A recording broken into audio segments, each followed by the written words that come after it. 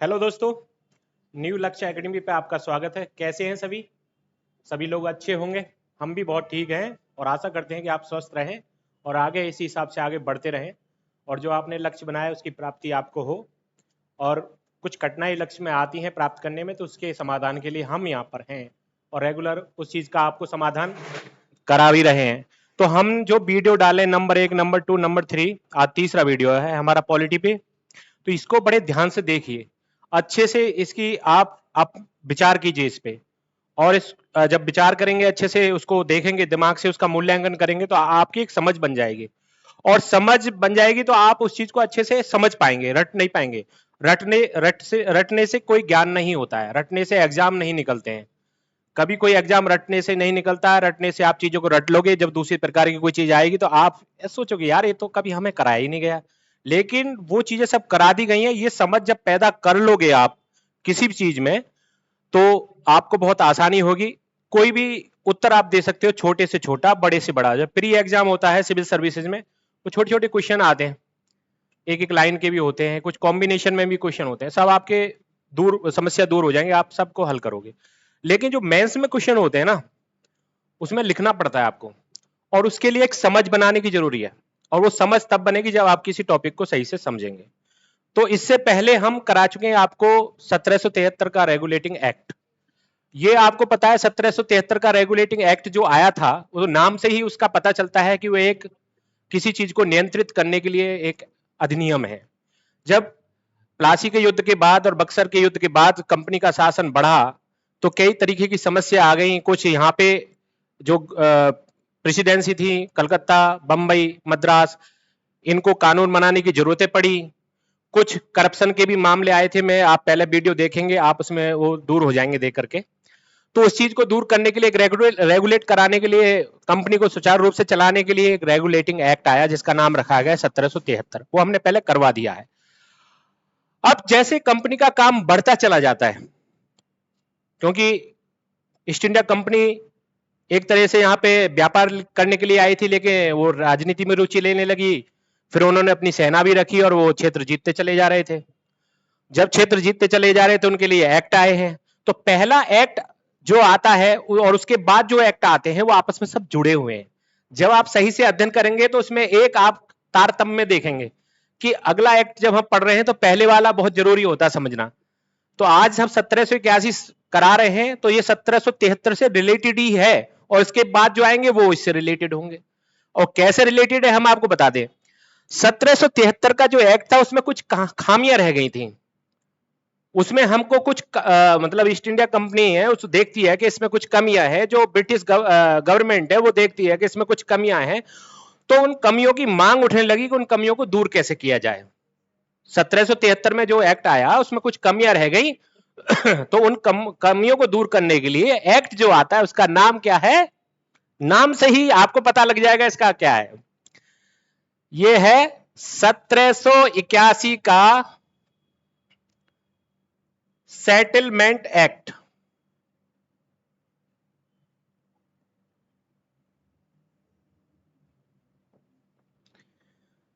Settlement का मतलब होता है समाधान। क्या होता है? समाधान। अब छोटे से जिक्र हम मैंने कर दिया है, बहुत छोटा सा जिक्र है कि जो रेगुलेटिंग एक्ट आया तो उसमें कुछ कमियां रह गई। उस कमियां का समाधान करने के लिए जो एक्ट आया, उसका नाम रखा गया एक्ट ऑफ सेटलमेंट 1781, या 1781 का सेटलमेंट एक्ट। क्लियर होगी बात आपको? अब ये देखेंगे कि ये जब कोई एक्ट आया तो कोई सिफारिश करता है उसकी। ऐसे नहीं है गवर्न, आप भी आजकल की डेट में भी आप कोई कानून कायदा देख लीजिए, जब भी जरूरत पड़ी है तो गवर्नमेंट यूं ही नहीं लगा देती है। पूरी बॉडी होती है और वो कोई सिफारिश करता है, कमेटी बैठती है और फिर आगे बढ़ता है, पास होता है। तो ये व्यवस्था, क्योंकि ब्रिटेन में सरकार थी वहां पे, तो वहां पर एक प्रवर समिति थी संसद की। क्या समिति थी? प्रवर समिति।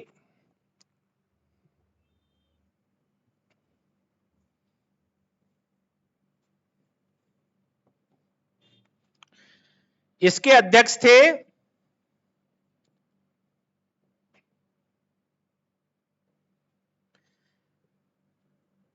Edmund work. समझ में आया?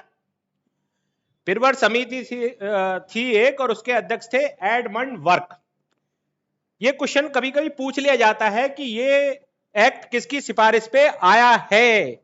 1773 का जो रेगुलेटिंग एक्ट आया था वो भी एक सिफारिश पे आया था। लॉर्ड नॉर्थ थे उस समय तत्कालीन ब्रिटेन के प्रधानमंत्री थे, उनकी एक गुप्त समिति थी, उसने सिफारिश की थी, तब वो एक्ट आया। इसी प्रकार से 1781 का सेटलमेंट एक्ट जो आया है वो प्रवर समिति है, उसके अध्यक्ष हैं एडमंड वर्क, उनकी सिफारिश पर आया है। क्लियर होगी बात? आगे चलते हैं कछुआ वाली चाल से। वैसे नहीं चलेंगे, क्योंकि ऐसा होगा कि अगर जो चाहता है ना शॉर्टकट मारना, तो मैं पहले एक उदाहरण दिया, जल्दी का ही है, 23 अगस्त से पहले 20 अगस्त का ध्यान कर लीजिए आप। हमारा चंद्रयान जा रहा था, हमारी किसी से कोई प्रतिस्पर्धा नहीं थी, हम जा रहे थे धीरे धीरे कछुआ चाल से पहुंच रहे थे। अब रसिया बीच में कूद जाता है और ये गए वो गए, ऐसे गए जैसे कल पहुंचे, और 20 तारीख में आ जाते हो समाप्ति हो गए। तो भाई मेरे ऐसी सफलता होती है, ऐसी तैयारी होती है कि आपको एक रिदम में चलना है, और जो ऐसे हिरन की तरह कूदते डोलोगे ना, यहाँ पे वहां, वहां से यहाँ, तो कुछ नहीं मिलेगा, लास्ट में वहीं बैठे मिलोगे जहां से 10 साल पहले थे, कुछ नहीं होना। तो चीजों को समझते जाइए, वीडियो को देखते जाइए, एक चीज भी आपकी रह जाए तब आप बताना कि ये रह गया सर, हम एग्जाम दे गए मेंस का या प्री का, हमारा ये रह गया। आप पहले उस चीज को देखो, समझो, अगर उस पर एक समझ बन जाएगी आपकी, तो आपको कोई भी दिक्कत नहीं है, एग्जाम पास करना बहुत आसान है। क्योंकि बहुत लोग बैठते हैं एग्जाम में, तैयारी सही से करने वाले 0.5% भी नहीं है सही से तैयारी करने वाले, इसलिए आप थोड़ा सा जोश दिखाइए, लगे रहिए, एकदम पार जाओगे। तो ये हो गया 1781 का सेटलमेंट एक्ट, किसकी सिफारिश पे आया? प्रवर समिति थी, उसके अध्यक्ष थे एडमंड वर्क, उनकी सिफारिश पे आया। आगे देखते हैं, इसके जो है अन्य नाम भी हैं, कुछ नाम है इसके दूसरे नामों से, जैसे किसी का प्रवीण नाम हो, घर पे कहते सोनू, बाहर कहते लाला, एक जोक में बात बताई है। ऐसे इसके अन्य नाम भी हैं, उन नामों को सुनेंगे। इसके अन्य नाम सुन लीजिए या देख लीजिए भैया। नंबर 1 है तो वो समाधान अधिनियम, हाँ जी, इसलिए कहीं पूछने लगे आपसे समाधान अधिनियम 1781 बताओ, तो आप यार सेटलमेंट एक्ट तो पढ़ा, अरे उसी का इंग्लिश का दूसरा वर्जन है हिंदी में, ये समाधान अधिनियम, ठीक है जी। दूसरा नाम लिख लीजिए इसका, बंगाल जुडिकेचर अधिनियम,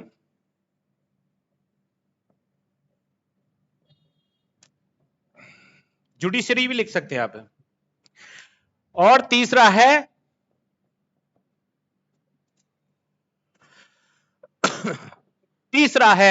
बहुत ज्यादा पूछा जाता है और बहुत ज्यादा इसका जिक्र होता है, कभी कभी बच्चे सोच लेते हैं सर ये तो कभी पढ़ाया ही नहीं, अगर सही से पढ़ोगे तो आ भी जाएगा कि ये जी उसकी बात है, नहीं ऐसे रहोगे तो फिर होगा ऐसा ही। इसका तीसरा नाम है बंदोबस्त अधिनियम।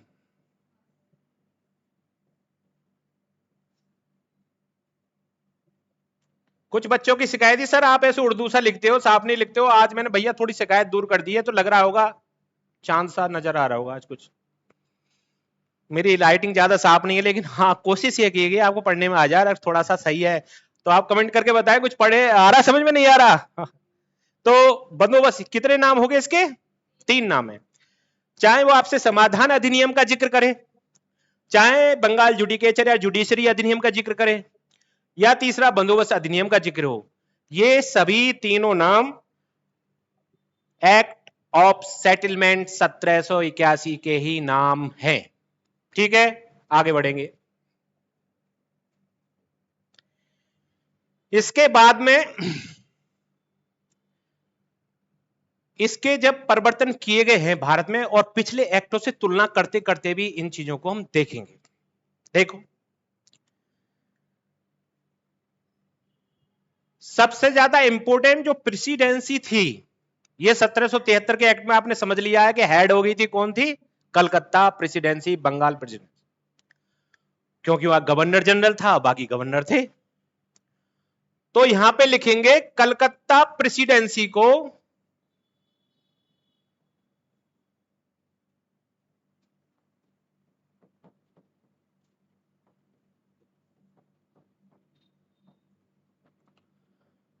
बिहार और उड़ीसा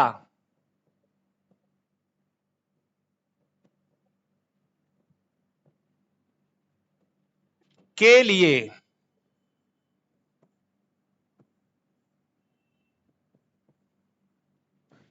विधि बनाने की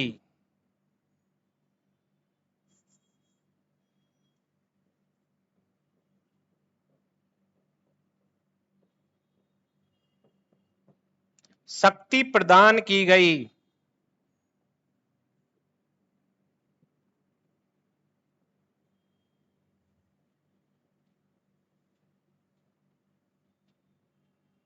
समझे बच्चों? अरे बहुत ही आसान है, 1773 में इसका जिक्र नहीं था। रेगुलेटिंग एक्ट में 3 चीजें बना तो दी, हेड बना दिया, बंगाल प्रेसिडेंसी का जो गवर्नर है गवर्नर जनरल बोला गया, बाकी को तो उनको जो मद्रास थी और बंबई थी उसके नीचे रख दिया गया। लेकिन ये क्षेत्र बच गया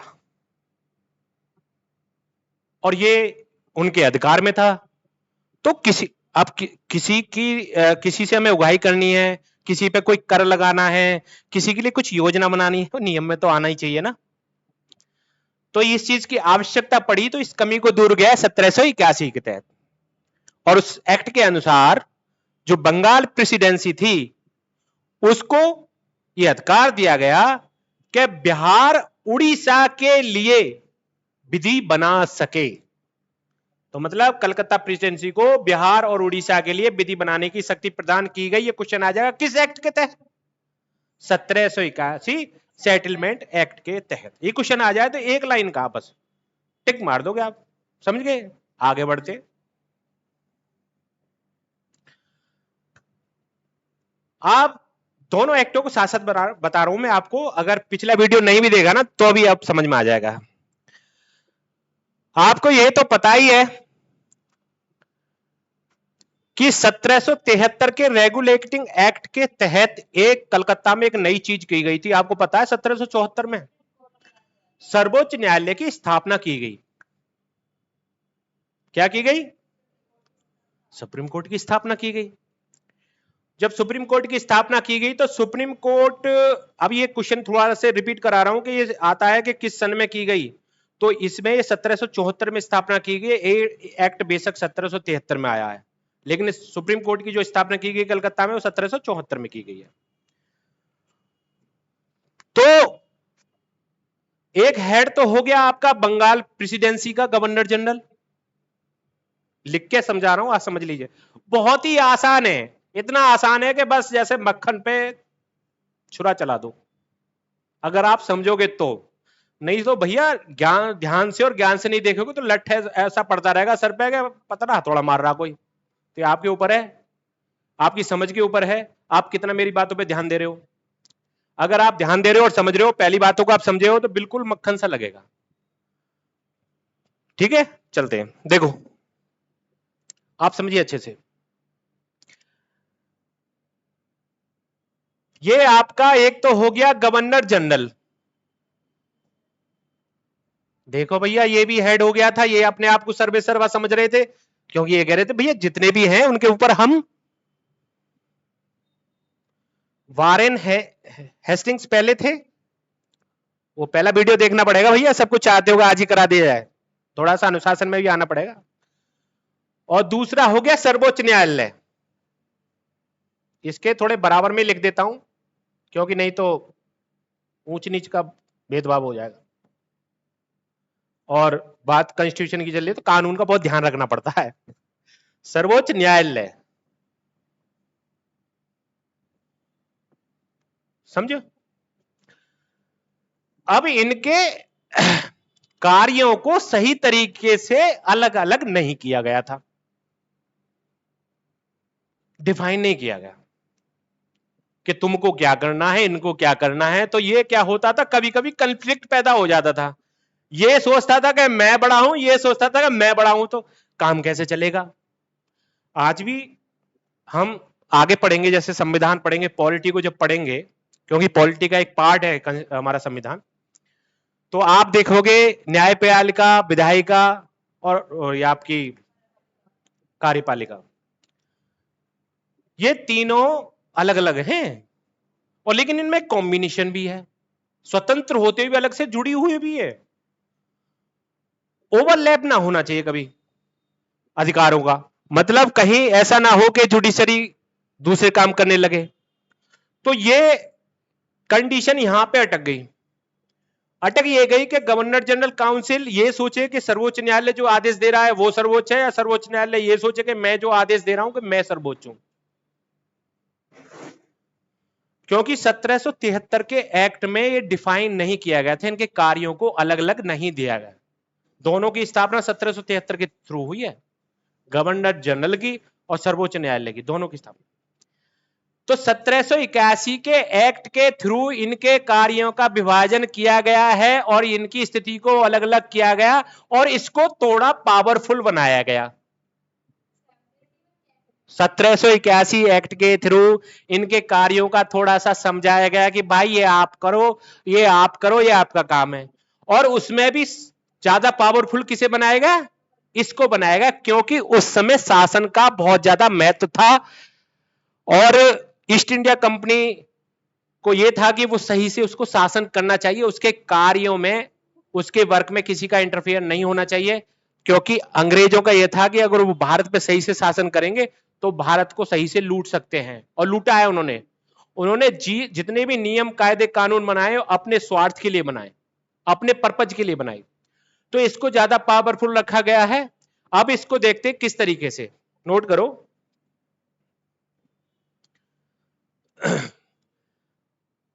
गवर्नर जनरल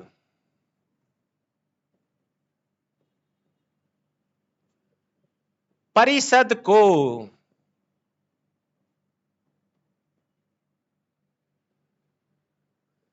सर्वोच्च न्यायालय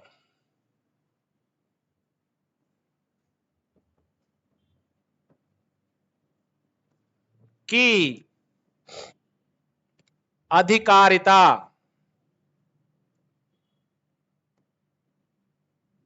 से दूर रखा गया। दूर रखा गया, दूर किया गया। तो रखा गया ठीक सा ना लग रहा भैया, मैं कह रहा हूं दूर किया गया। और ये भी अच्छा ना लगा तो मैं कहूं मुक्त किया गया। क्योंकि जब आप बड़ा कंपटीशन का एग्जाम लिखोगे ना, तो आपके शब्दों का बहुत बड़ा योगदान होता है, आप लिखता कैसे हो, सही शब्द कैसे इस्तेमाल करते हो, इसमें बहुत नंबर होते हैं। बात जब किसी मेन एग्जाम में, जब आप, मैं कहता हूं आप आगे जाके जाएंगे, मेरी शुभकामना आपके साथ, तो जब आप लिखेंगे ना उसमें, तो आपने किस प्रकार से लिखा है, कैसे शब्दों का चयन किया है, इसका बहुत बड़ा महत्व है। तो यहां लिख रहा हूं मैं, गवर्नर जनरल परिषद को सर्वोच्च न्यायालय की अधिकारिता से मुक्त किया गया।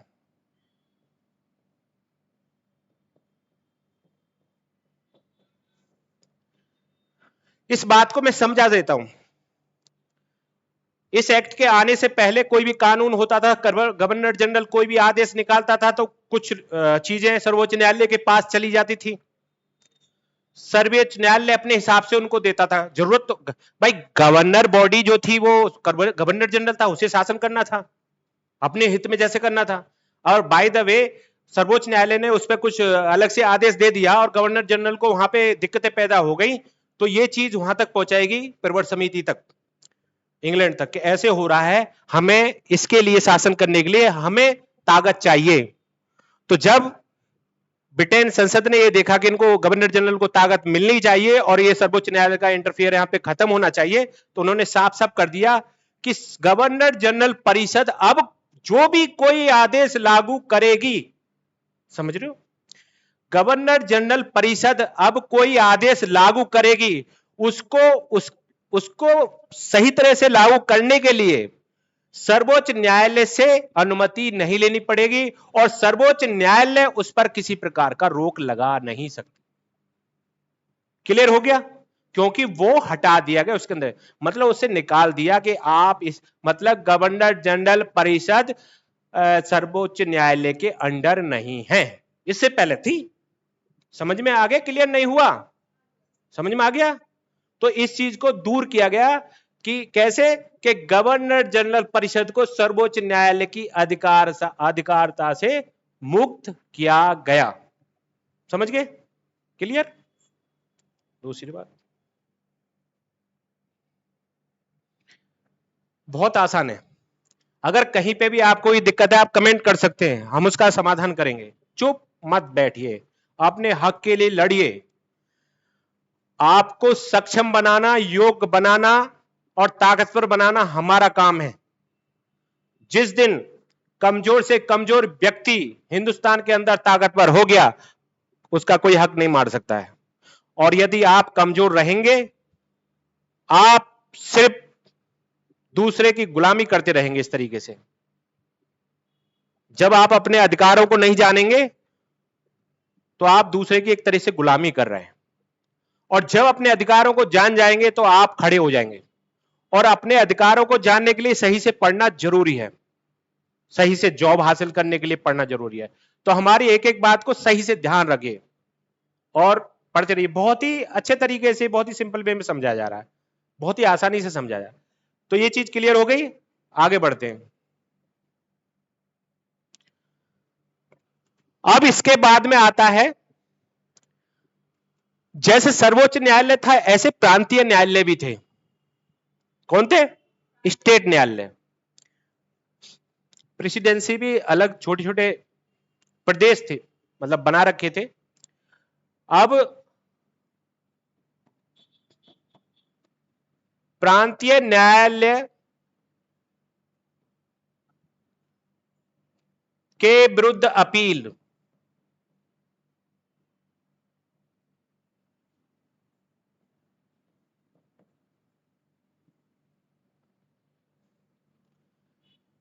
गवर्नर जनरल, रुक जाओ, इस लाइन को कवर कर लो सही से, मैं करवा रहा हूं।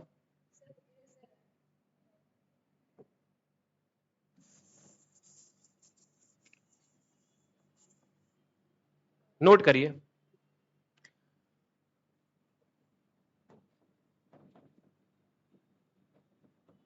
प्रांतीय न्यायालयों के विरुद्ध अपील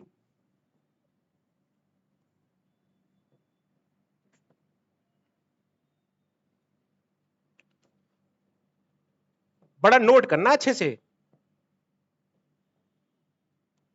गवर्नर जनरल, काउंसिल मतलब परिषद होता है, ठीक है।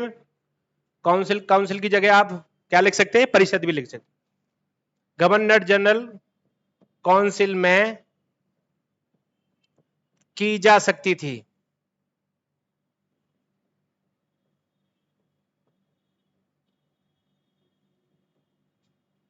इसका मतलब क्या हो गया? समझो, बहुत आसान है।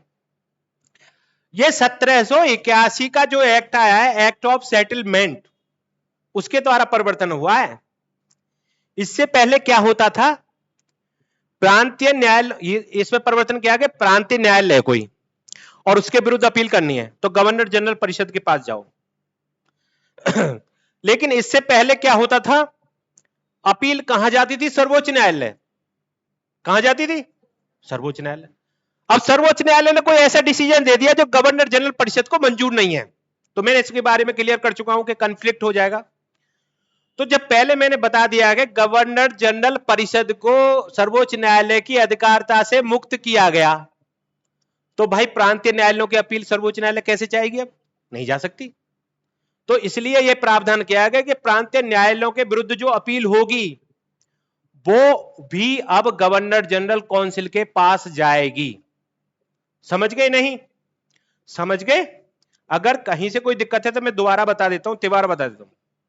इसका कारण भी बता दिया क्यों हुआ है, वो समझ में आ गया ना आपको?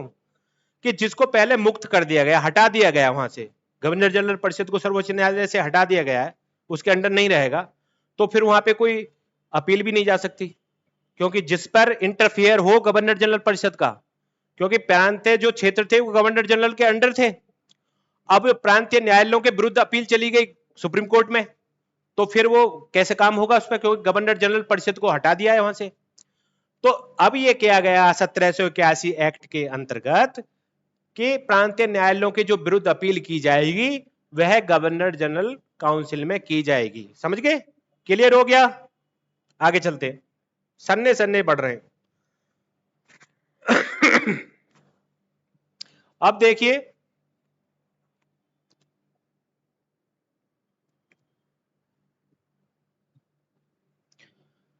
दूसरा है, तीसरा जो भी आपका पॉइंट बन रहा है लिखिए।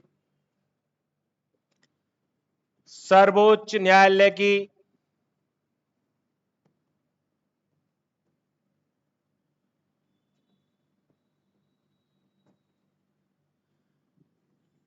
राजस्व अधिकारता को समाप्त किया गया।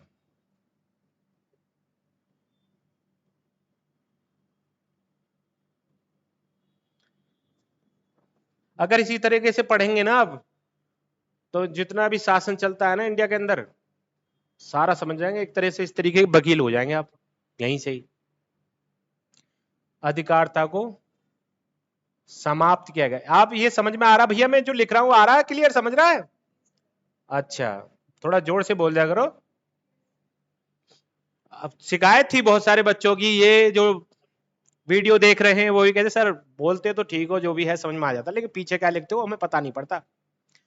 तो उससे समाधान थोड़ा कर दिया गया। अब भी कोई दिक्कत है तो आप फिर कमेंट कर सकते। सर्वोच्च न्यायालय की राजस्व अधिकारता को समाप्त किया गया है। पैसे का ऐसा मामला है जो जब से पैसे का जन्म हुआ है ना, तब से इंपॉर्टेंस बनी हुई है पैसे की। पैसा ना हो जेब में तो घूमते रहो बाजार में, घूमने में भी मन ना लगेगा, और पैसे हो जेब में सही से तो घूमो, मन भी खूब लगेगा। तो पैसे की जरूरत, राजस्व का मतलब है पैसे से ही, धन से, रुपया से, जो उस समय मुद्रा चलती हो। किसी भी देश की बात है, अपने देश की नहीं कर रहा मैं। तो सर्वोच्च न्यायालय की राजस्व अधिकारता को समाप्त किया गया। ऐसा किया गया कि ईस्ट इंडिया कंपनी के कुछ मामले जो थे, जो राजस्व से संबंधित थे, वो सर्वोच्च न्यायालय जाते थे। अब बात घूम फिर के वहीं आ जाती है एक ही जगह, कि डिसीजन अगर तालमेल के साथ हो तो सबको मंजूर होगा। क्योंकि गवर्नर जनरल परिषद यहां पे कार्यकारी सबसे बड़ा समूह था, उसको कहीं भी ये लगता था कि सर्वोच्च न्यायालय इसमें डिसीजन सही नहीं दे रहा है या सही नीति, भाई राजस्व वसूलने के लिए कुछ नियम कायदे भी तो होते हैं, चेंज करने पड़ते हैं। अब सर्वोच्च न्यायालय कब चेंज करेगा कब नहीं करेगा, गवर्नर जनरल परिषद को आवश्यकता पड़ रही है शासन चलाने के लिए। अब तो एक जो बड़ी हेड है कार्यकारी समूह, दूसरे की तरफ देख रहा है। तो ब्रिटिश संसद ने क्या करा, एक्ट ऑफ सेटलमेंट के थ्रू ये प्रावधान बनाया कि सर्वोच्च न्यायालय पे कोई भी राजस्व मामला अब रहेगा ही नहीं, उस पर कोई भी राजस्व मामला अब रहेगा नहीं।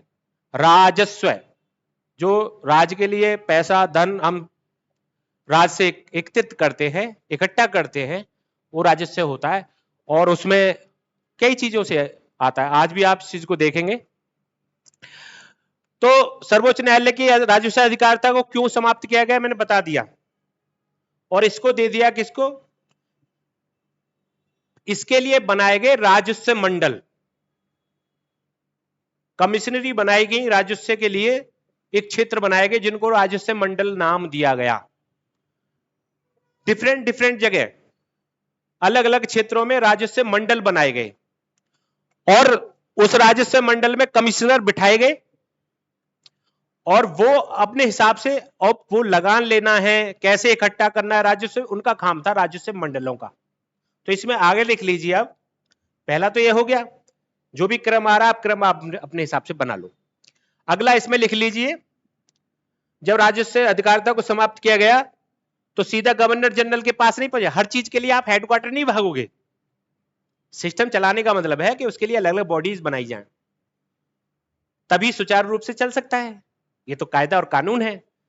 तो उसके लिए क्या बनाया गया? राजस्व मंडलों की स्थापना की गई। किसके थ्रू की गई? 1781 एक्ट के थ्रू। तो यहां लिखेंगे और राजस्व मंडलों की स्थापना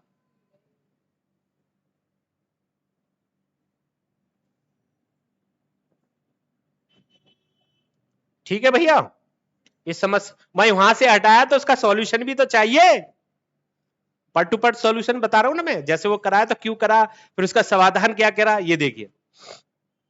सर्वोच्च न्यायालय की राजस्व अधिकारिता को समाप्त किया गया और राजस्व मंडलों की स्थापना की गई। क्लियर? आगे चलते हैं।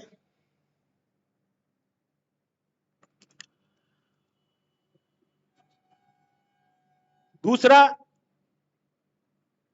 कंपनी को काफी प्रभावशाली बनाया गया इस एक्ट के तहत, पावरफुल बनाया गया। आगे देखिए क्या है।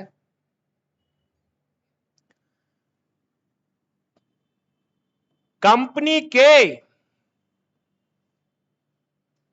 या कंपनी का कोई भी, बड़ा प्यारा प्यारा शब्द समझाया जा रहा है बच्चों, आ जाओ साथ हमारे, कुछ करना है आपको। मेरा मकसद एक गरीब से मजदूर के लड़के हुए कलेक्टर बनाना है। जो सड़क पे झाड़ू लगा रहा है उसकी लड़की को भी डीएम बनाना है, लड़के को, लड़की हो चाहे लड़का हो, कोई भी है। और मैं इस मकसद में 100% कामयाब होऊंगा एक दिन, ये मेरा बिल्कुल इरादा है। कोई भी इंसान पैसे की कमी से उसकी शिक्षा नहीं रुकेगी कंपटीशन की। ठीक है, इतना ही कह रहा हूं। कंपनी का कोई भी, उर्दू लिखता ही हूं भाई मैं थोड़ा सा, सॉरी। कंपनी का कोई भी कर्मचारी अपने कृत्य के लिए या अपने कार्य के लिए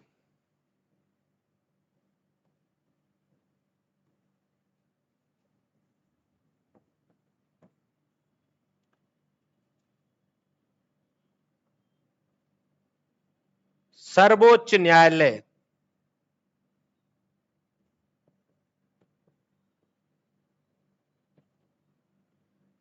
के प्रति उत्तरदायी नहीं था।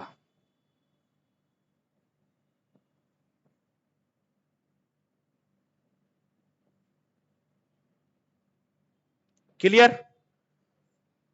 इससे पहले नहीं था, इससे पहले तो उत्तर रेस्पॉन्सिबल था कोर्ट में। अब ये इसको थोड़ा सा और क्लियर समझ लें। चाहे ब्रिटेन की संसद हो चाहे ईस्ट इंडिया कंपनी हो, बार बार बता रहा हूं, उनका मकसद भारत की भलाई करना नहीं था। वो हमारा उद्धार करने के लिए यहां पे नहीं आए थे। उनका काम था ज्यादा से ज्यादा यहां से धन का, यहां के धन को इंग्लैंड पहुंचाना, यहां के संसाधनों को इंग्लैंड पहुंचाना। तो उन्होंने जितने भी ये सब परिवर्तन किए अपने माफिक किए हैं, अभी तक अपनी जरूरतों के हिसाब से किए हैं। अब इसको हम इस तरीके से समझ लेते हैं, कंपनी का कोई भी कर्मचारी है, वो भारत में इस न्यायपाल के आगे प्रति उत्तरदायी नहीं था बस, लेकिन इंग्लैंड में मुकदमा उस पर चल सकता था। इंग्लैंड में कब मुकदमा चल सकता था? जब वो उसने कोई कार्य कंपनी के विधान के अनुरूप नहीं किया हो, तो इंग्लैंड में मुकदमा चल सकता था उसमें। लेकिन भारत में स्थित किसी न्यायालय में उसमें मुकदमा नहीं दायर किया जा सकता था। समझ रहे हो? एक तरह से छूट दे दी, आप लूटो हिंदुस्तान को जैसे भी लूटा जाए। समझ रहे हो? समझ गए ना? वो यहां पे कोई भी काम गलत करते हैं तो यहां के न्यायालय में तो उन पर मुकदमा नहीं चलेगा। लेकिन इंग्लैंड की अदालत में उनमें मुकदमा चलाया जा सकता है। तो आप समझ रहे हैं कि वो उनको छूट देती पूरी तरह से, आप कितना ही लूटो किसी को, कोई भी नियम कायदा जैसे भी लूटना है। और ये किया भी है, उन लोगों ने पूरे हिंदुस्तान को लूट लिया एक तरीके से। हम सोने की चिड़िया थे।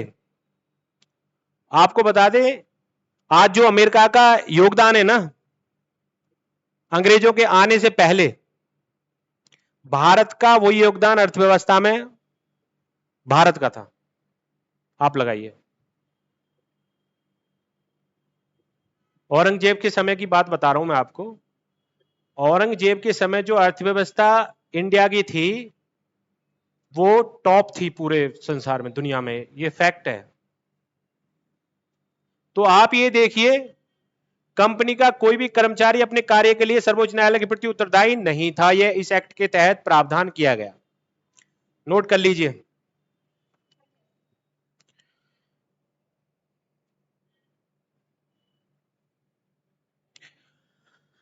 कर लिया बच्चों?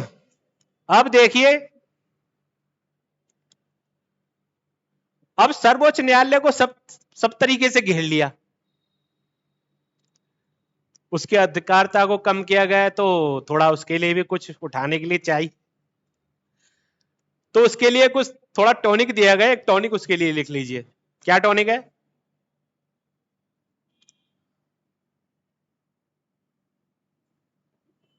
नागरिक मामले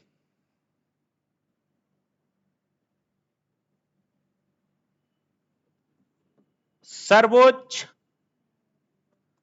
न्यायालय के अंतर्गत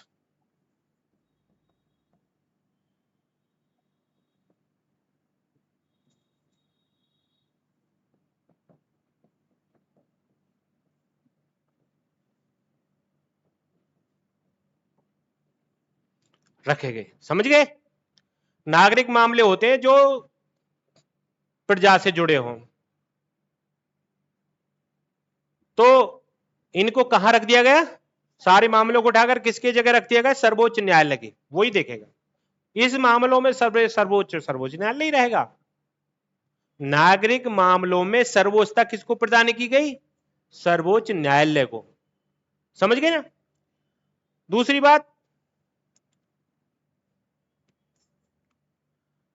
तथा सर्वोच्च न्यायालय को एक आदेश और पारित किया गया। इसमें एक संशोधन किया गया। क्या किया गया? देखो, सर्वोच्च न्यायालय को आदेशित किया गया कि, प्लीज नोट डाउन, सर्वोच्च न्यायालय को आदेशित किया गया कि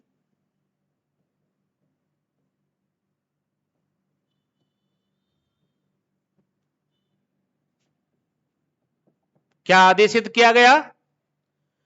कि वह भारतीय मामलों में निर्णय देते समय,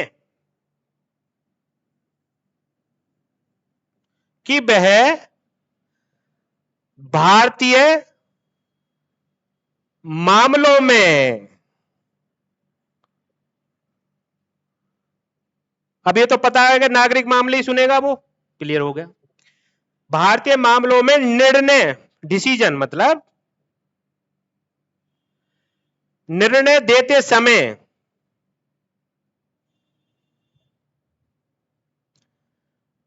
भारतीय रीति रिवाजों,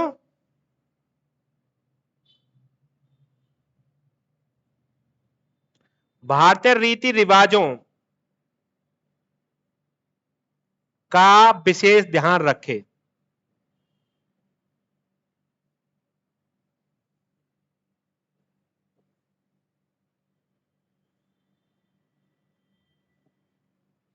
समझ गए? क्लियर। पहले लिखा गया नागरिक मामलों को सर्वोच्च न्यायालय के अंदर रखा गया, नागरिक मामले जो प्रजा से जुड़े हैं। और क्या किया गया कि उसे जब वो डिसीजन दे, सर्वोच्च न्यायालय डिसीजन करे नागरिक मामलों पे, तो यहां के रीति रिवाजों को ध्यान में रखे। अब इस चीज को मैं थोड़ा सा क्लियर कर रहा हूं।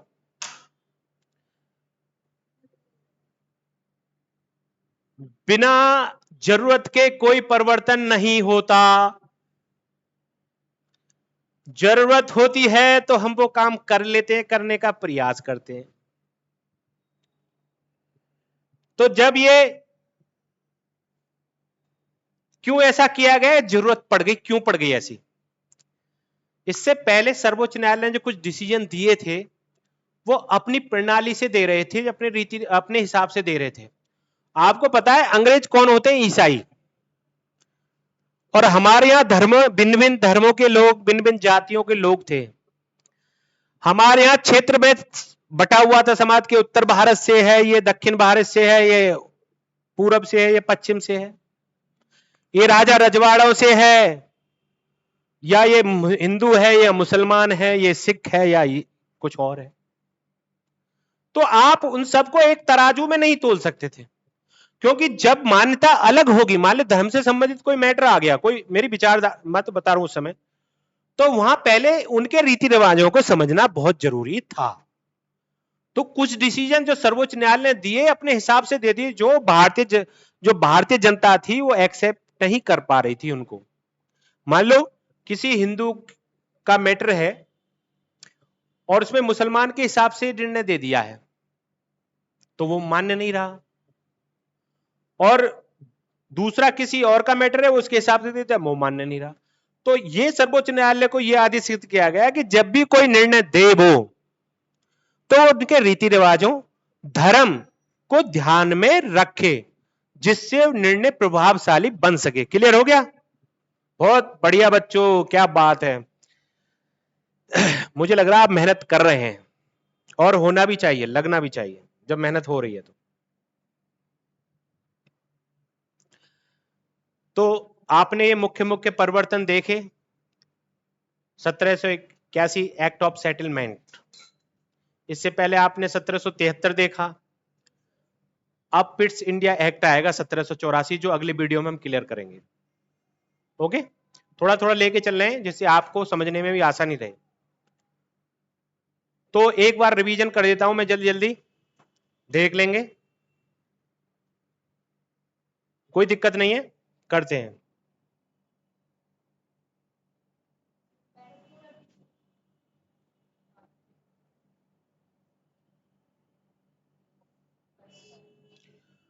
सत्रह सौ इक्यासी एक्ट ऑफ सेटलमेंट 1781 में आया सन में, तो आप 1781 जैसा 1773 में आया था। किसके सुझाव पे आया? मैं मोटा मोटा बता रहा हूं। एडमंड बर्ग और पिरबर समिति के अध्यक्ष थे, इनकी सिफारिश पे आया। इन्होंने सिफारिश की थी कि ऐसे ऐसे संशोधन होने चाहिए, सुधारात्मक है। 1773 में कुछ कमियां रह गई थी, उन कमियों को दूर करने के लिए एक्ट आया है।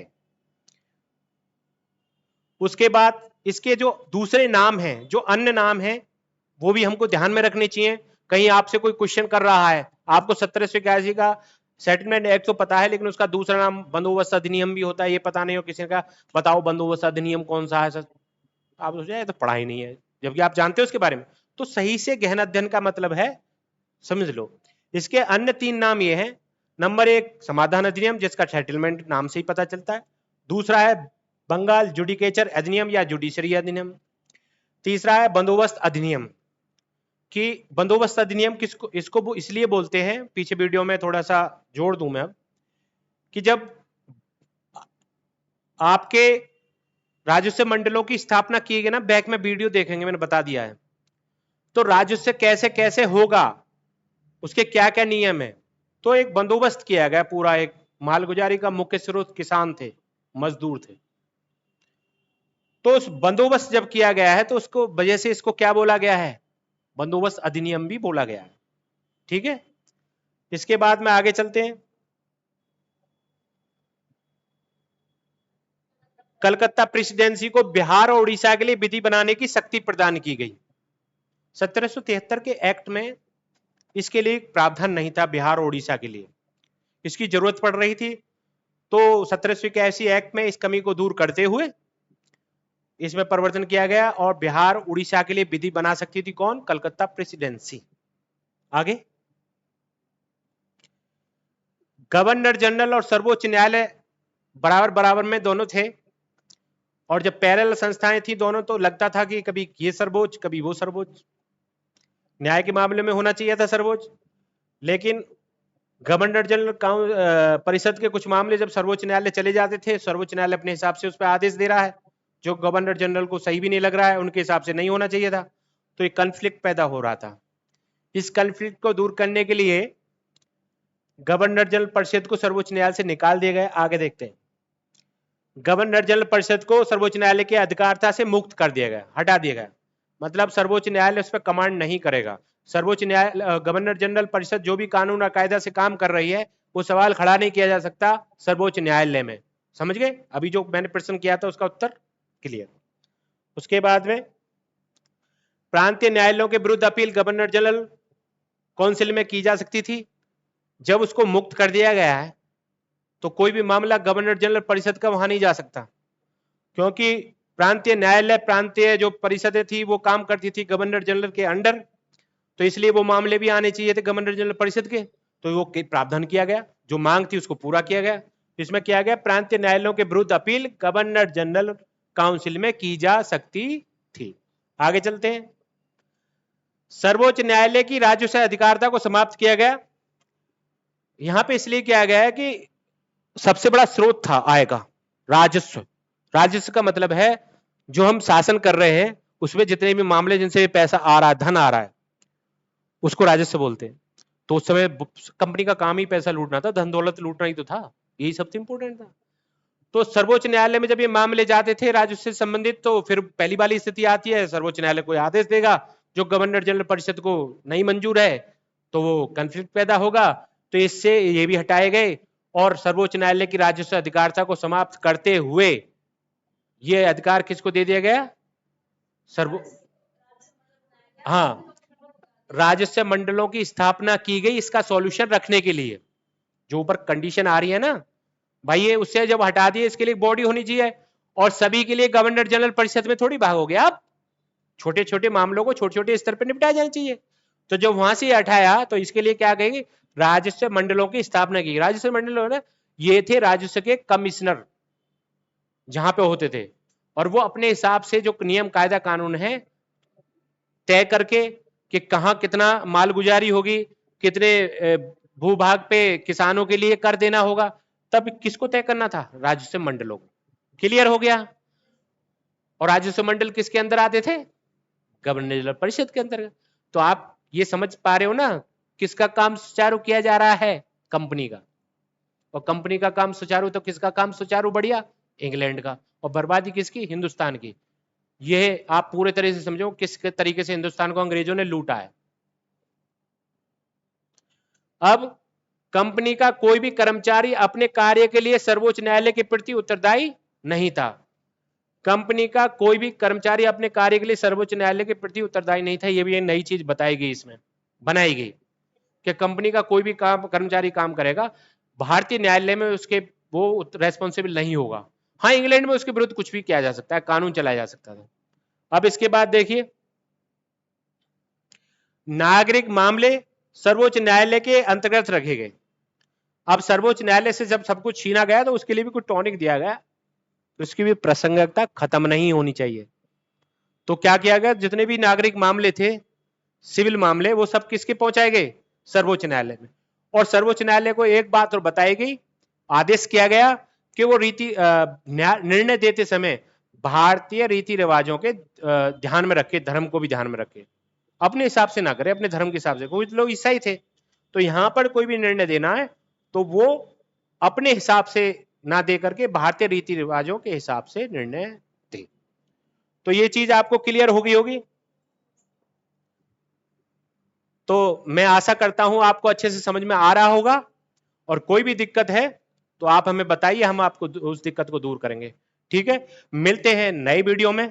तब तक आप बने रहिए, वो वीडियो देखिए और सही से समझ उस पर बनाइए।